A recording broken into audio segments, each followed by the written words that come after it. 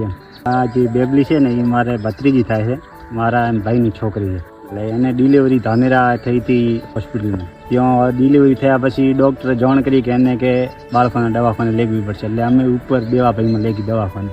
ત્યાં ચેક કરાયો એટલે સાહેબે કીધું કે એને અન્નનળીની તકલીફ છે, એટલે કે ઓપરેશન કરાવવું પડશે તમારે, કે બીજી હોસ્પિટલની કે મોટી હોસ્પિટલ ગોતવી પડશે. પછી અમને એવું થયું કે મારે મોટી હોસ્પિટલ ગોતવી પડે તો પછી અમે શંકરભાઈ ચૌધરીના જે કાર્યાલય થરાદે ને ત્યાં કોન્ટેક કર્યો એટલે સાહેબે ત્યાંથી વ્યવસ્થા કરાવી તાલુકા હેલ્થ ઓફિસરની. એટલે એ ટીમ આખી ત્યાં દવાખાને જાય દેવાભાઈમાં. ત્યાં આવીને બધું ચેકઅપ કર્યું. પછી એમને કીધું કે તમારે કે સિવિલમાં દાખલ થવું પડશે. એટલે એમને બધું સંદર્ભ કાર્ડને બીજું ભરીને આપ્યું.